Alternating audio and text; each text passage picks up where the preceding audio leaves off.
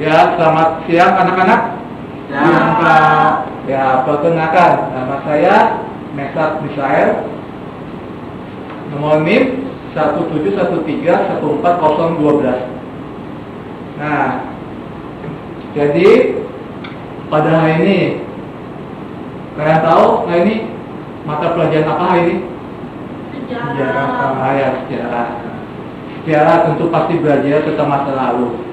Nah, jadi di sini kita bersama-sama nanti akan belajar yang bertemakan tentang proses masuknya agama dan kebudayaan Hindu dan Buddha ke Indonesia.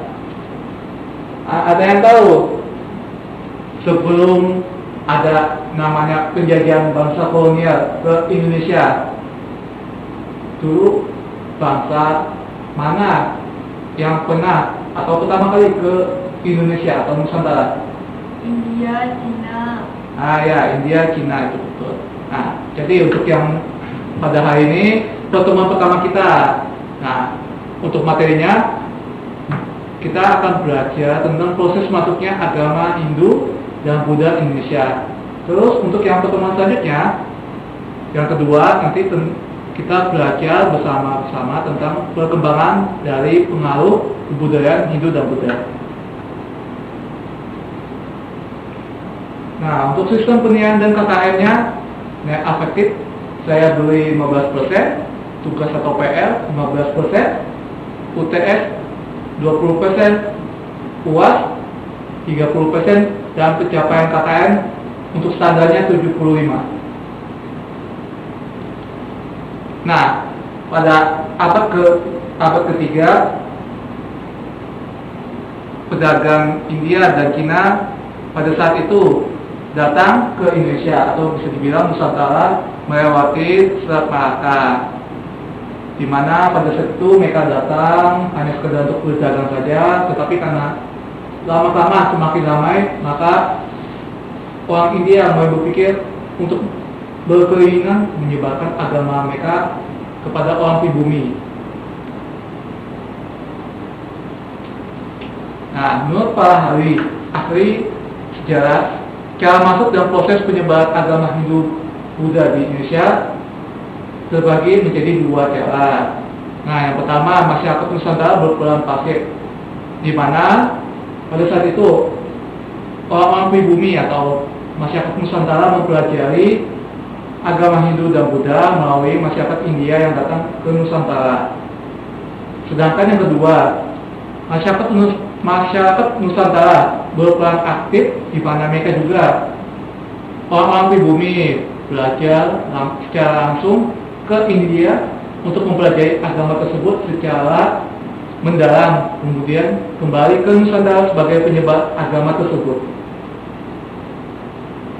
Nah, dari yang kita ketahui, dua cara tersebut muncul 5 teori tentang masuknya agama Hindu Buddha, dan 3 teori yang berperan pasif, sedangkan 2 teori yang berperan aktif. Nah, dari teori-teori tersebut, yang bersifat pasif itu ada 3, teori Brahmana, teori Ksatria, dan teori Waisya. Terus yang selanjutnya yang bersifat aktif ada 2, teori Sudra dan teori Arus Balik.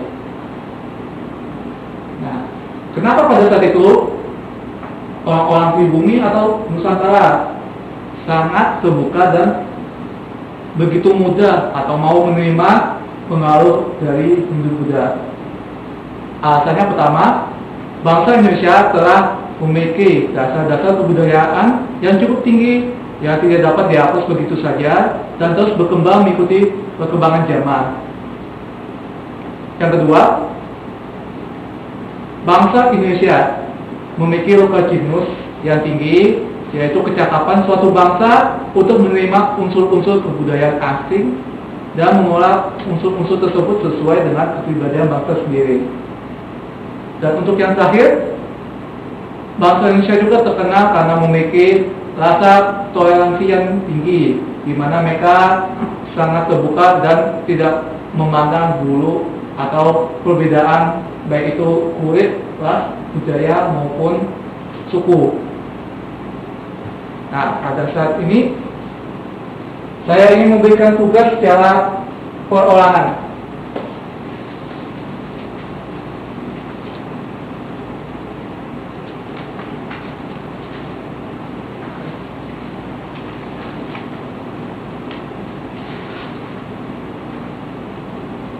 Nah, ini untuk petunjuknya.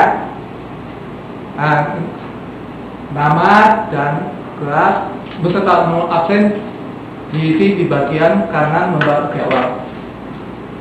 Terus yang selanjutnya kerjakan secara berurut dari 1 sampai 3. Dan selanjutnya waktu yang dikerjakan hanya diberikan sebanyak 5 menit. Nah, silakan mengerjakan tugas. Dan untuk tambahan juga, saya akan memberikan video sebagai tambahan media untuk pembelajaran.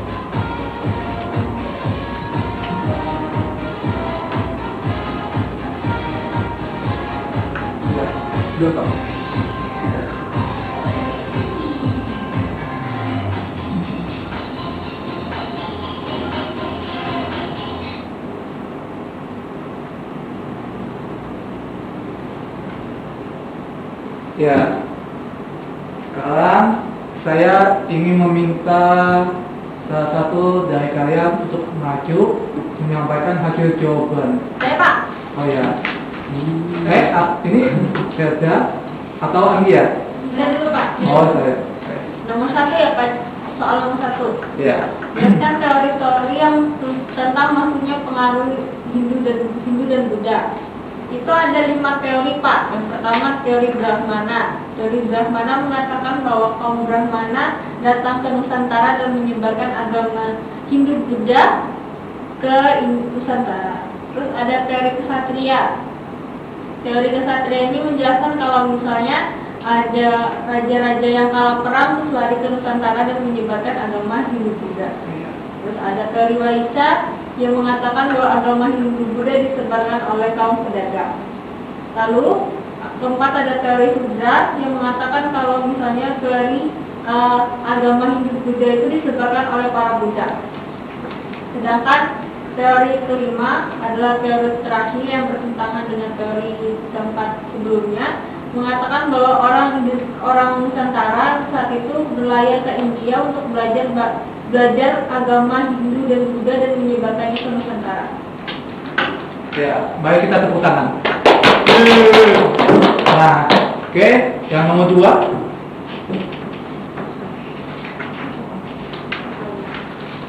Ya. Buatlah analisis teori mana yang paling mendekati benar dari beberapa teori masing Buddha. Saya pilih teori arus balik, Pak. Kenapa?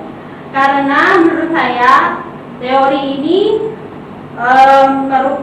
karena teori ini kan orang Nusantara sendiri mereka belajar di Gujarat, India. Kemudian setelah mereka memperoleh ilmu pelajaran yang mereka dapat, kemudian mereka kembali lagi ke Indonesia dan mereka mengajarkan kembali apa yang mereka dapat di India kepada masyarakat Indonesia, Pak. Sudah, Pak. Ada tambahan lain? Tidak ada, Pak. Oh ya, silakan duduk. Mari kita beri aplaus. Nah, yang terakhir nomor 3. Akan membaca saya. Nomor 3, sebutkan beberapa pengaruh Hindu dan Buddha yang masih ada di masa sekarang, yaitu arsitektur candi, relif, yupa, prasasti, ritual kompetensi saji, cerita wayang kulit Mahabharata, dan Ramayana. Itu, Pak. Itu saja. Iya, Pak. Wayang. Silakan duduk. Terima kasih. Ya, jadi kita sampai di akhir sesi refleksi. Nah, refleksi kita pada pembelajaran hari ini, kita sebagai orang Indonesia yang pada saat itu masuknya agama dan kebudayaan Hindu ke Indonesia menunjukkan bahwa pentingnya sikap terbuka penduduk Nusantara pada saat itu. Dengan sikap tersebut, orang-orang Nusantara atau pribumi tidak akan kehilangan apapun, tetapi diperkaya baik itu wawasan maupun cara memandang hidup.